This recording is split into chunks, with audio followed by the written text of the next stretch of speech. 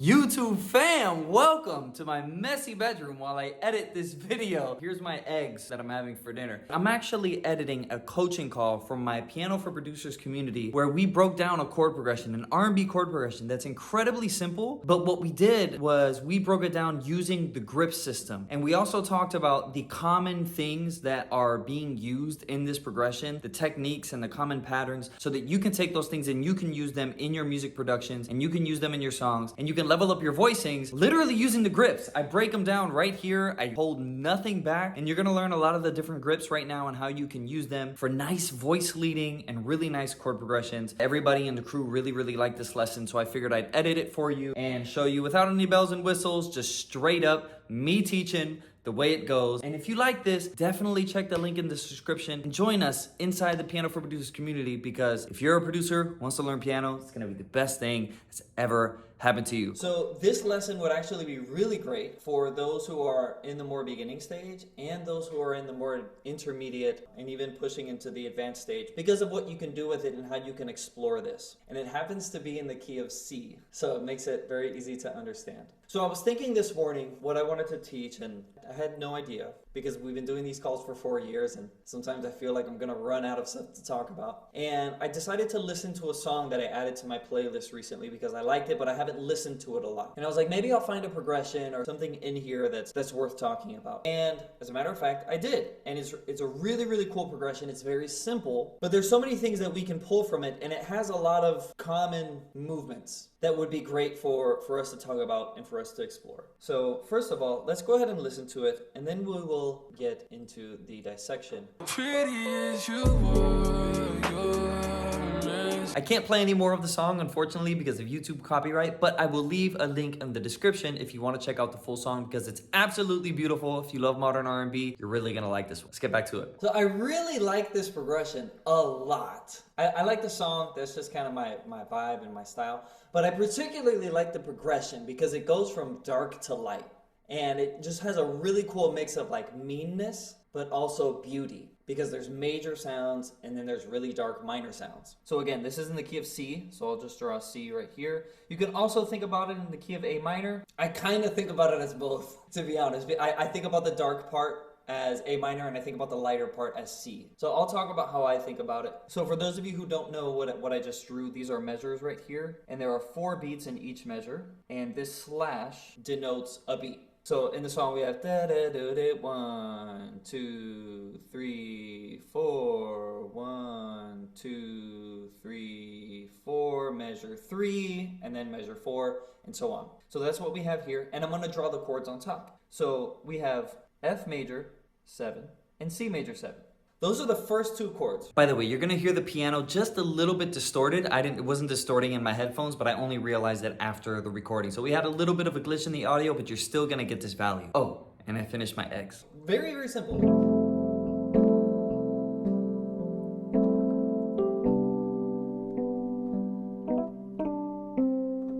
It sounds so happy, right?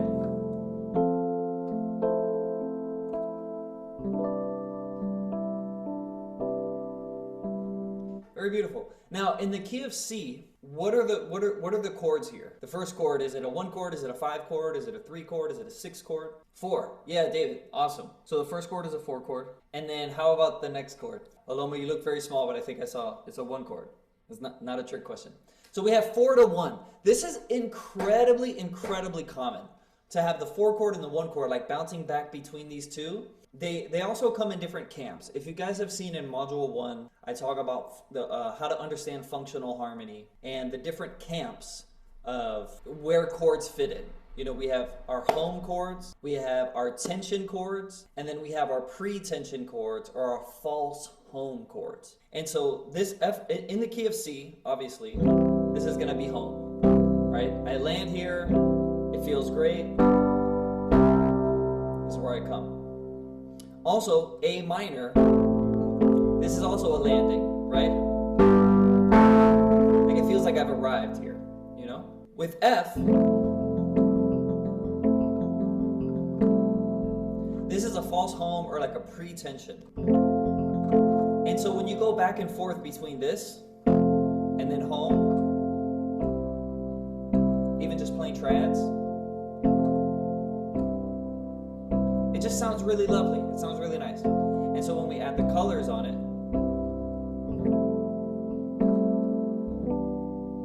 we still get that kind of vibe. So those are the first two chords, and it provides like a really, really nice, bright sounding thing. And then we have these three chords: B half diminished 7, E dominant 7, and A minor 7. So we go from this to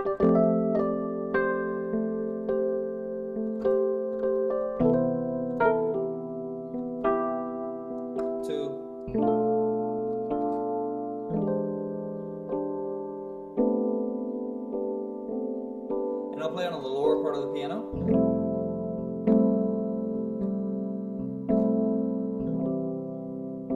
Sounds very bright, and then we get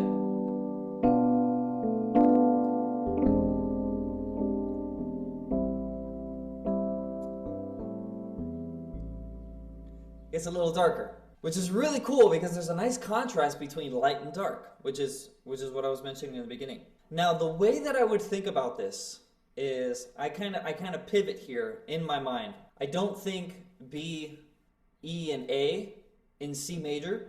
I kind of think now in A minor because it makes it a little bit easier to understand.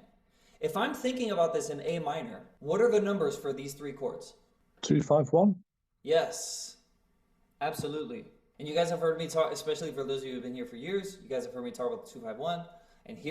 And the reason being is because, look, it just showed up, right? It's a really, really great chord progression because of this, what I was talking about before with the functional harmony. Like, we have this pre-tension chord,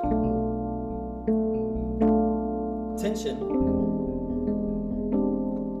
resolution,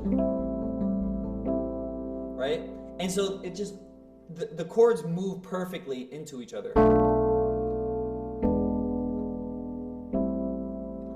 Right? There's a flow there that just feels natural. Okay? And so we have prettiness,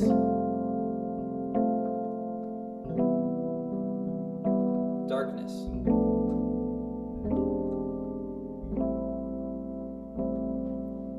And notice the back half moves a little bit faster too.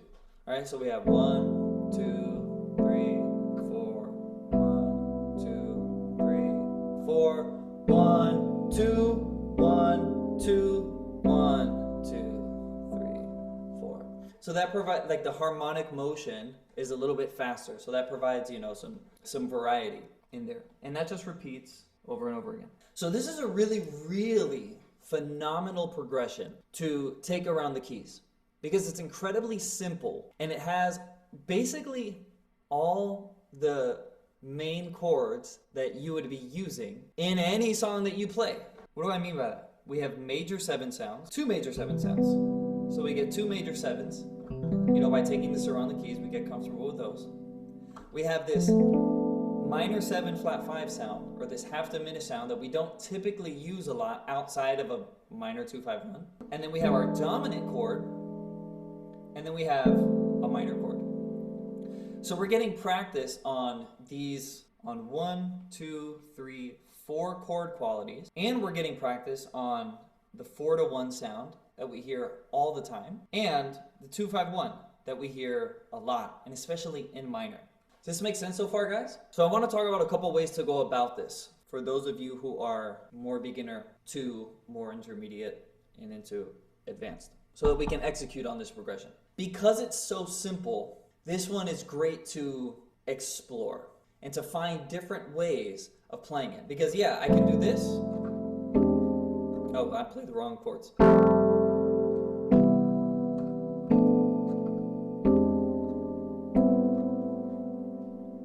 But if I do the whole song like that, I mean, it's gonna get boring. Like by the second time around, by the third time around especially, it's like, okay, dude, you gonna play something else? But if I start playing it in different ways, I can keep it interesting throughout, right? So exploring what it can sound and feel like on the top, exploring what it can sound and feel like on the bottom is really good for this. So let's talk about a couple ways that we can do this. The first way would be just using the grip system straight up, and what we can do is we can play octaves on the bottom with our left hand and keep that simple, right? and then we can have our grips on the top. So here I would play this F major 7 grip, probably like this, or even like this in this inversion, right? This A minor 7 type of shape. Whichever inversion you like, they both work. This one might be great to start with because it's in root position. And then we can go to C major. And we can just use this grip right here. Be a great one to start with. And then we have B half diminished 7. And we can literally just play B minor 7 flat 5 in root position right here, just like this, with the root on the bottom. You can also play it here if you like. So there's a couple different options here, and I'll demonstrate them for you. And this is why getting inversions down is so important, because it's like those sound different from each other, especially in context, right? And with this E7, this is how they do it in the recording, and it's very fitting for this. You guys hear me play this chord all the time. It's just very fitting for this song right here, playing it altered. We play this Lydian grip right here, just like this.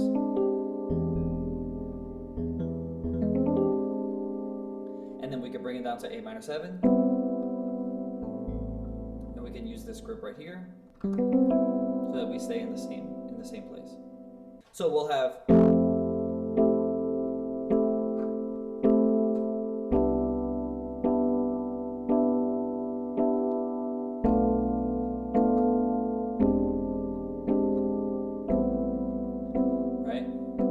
just play the right hand, which I would completely recommend if you're a beginner, so we can get this down. Boom. See, it's 4-note shapes, just using the grips and really understanding it. Now, notice I chose this B minor 7, this B half diminished 7 here to do that instead of. So that sounds cool too. What would be the main difference? What do you think? And there's no right or wrong answer here. But what do you feel like is the main difference between doing this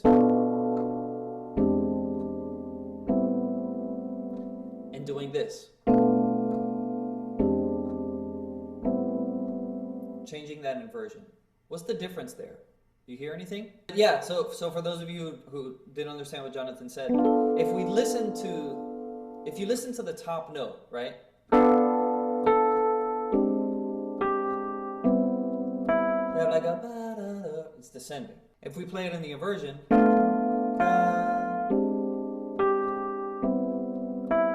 right? So if we kind of map out what that contour is, the first one goes ba-da-da, and then the other one goes da-da-da. It has a more interesting shape. I agree. Which that, for me, Tim, provides that darkness.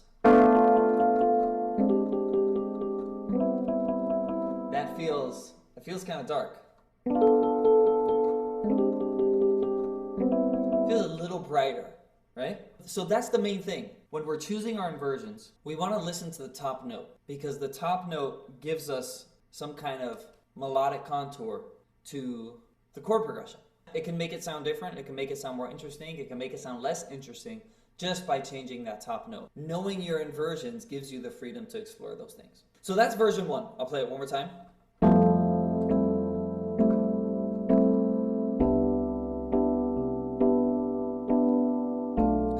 Sorry, I played it different than I played the first time. But hey,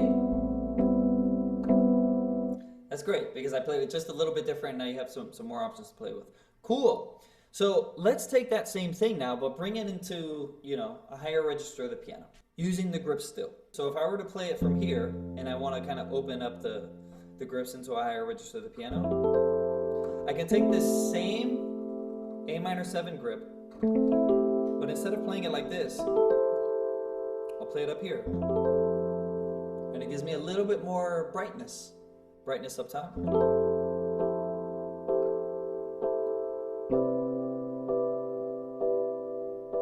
This nice C major 7 grip right up here, or I'm sorry, the E minor 7 grip for the C major 9. So that's kind of nice.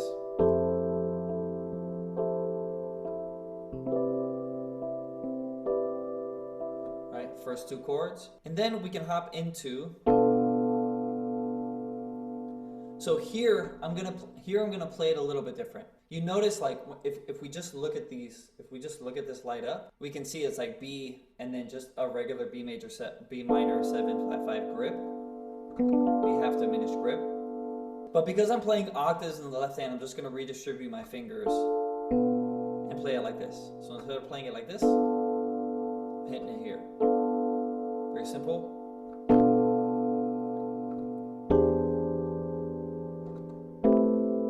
That's a cool way to play a 2-5-1, just like that. So 2, I'm still playing the Lydian grip that I did before.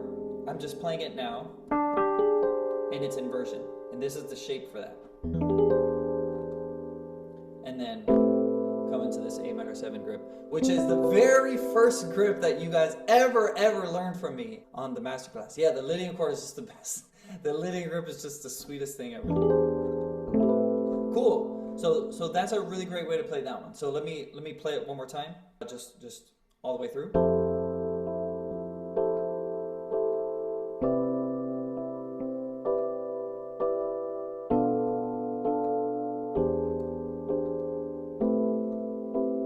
All right. Just the grips. Now, getting to this part of the piano, here we can start taking this one step, just one step further. When we start getting to this part of the piano, there's nothing wrong with playing like this, and I would absolutely recommend starting with that if that's new to you. If we take a closer look at these chords, we notice, like, with the distribution of these notes, we notice that there's a lot of space here and there's a lot of clumpiness here. So in order to distribute the notes a little bit more evenly, we can start playing what's called drop 2, in which we'll take the second note from the top and we'll bring it down the octave. And you notice we get a little bit more even of a spread. Like, we just look at this spread, it feels more even than this, right? By doing that. So we can start experimenting with some drop 2 on some of these chords. And again, all I'm doing is I'm taking the second note from the top, so 1, 2, taking this A, and I'm bringing it down the octave. Right, so instead of playing this, I'm playing that, okay, along with my bass note. We just get a little bit of a more even spread. Versus, we take a look at the second chord. I have the C major 9 here. I can take this B and I can drop it down. So it requires a little bit more on the left hand, but you know, and if you've never done this before, you're gonna think about it a little bit, and you're gonna trip over it a little bit, and it's gonna be like, ah! And that's normal, because you've never done it. So don't expect to be good at it if you haven't tried it before. You're gonna suck at first, but just get through the suck, and it'll start to become a little bit easier. So if we take those two chords back to back.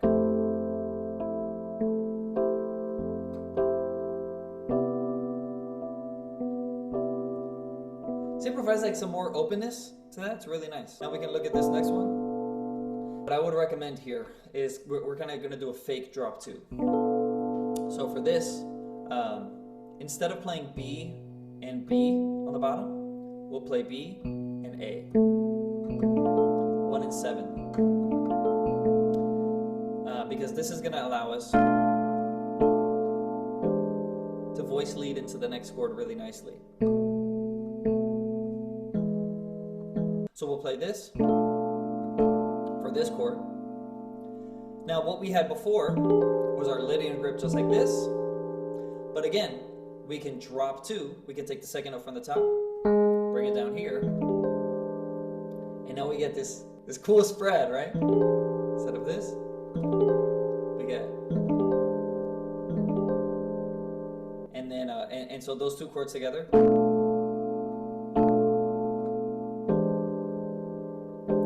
Really cool, nice and crunchy. And obviously I don't want to stay on that. I want to resolve it to the A. So this is how we played the A the first time, just using the regular grips. But I can drop to it. So I can take this G, bring it down here, and I get this nice spread, right?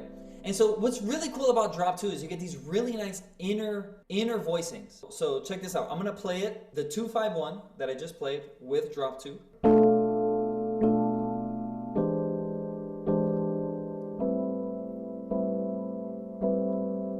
Straight grips without drop 2.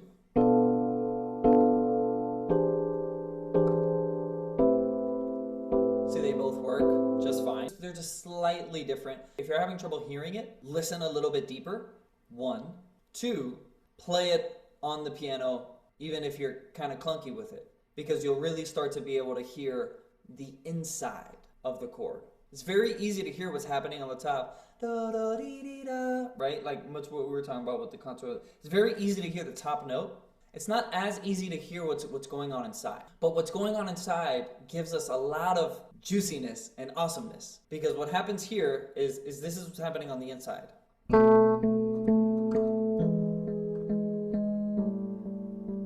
Hear this, da, da, da, right?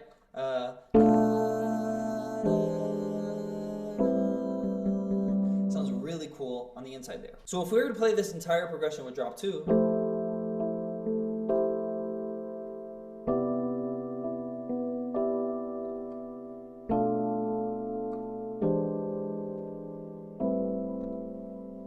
it's a really nice one to get used to. So for those of you you're like, what the freak were you just talking about? Forget that.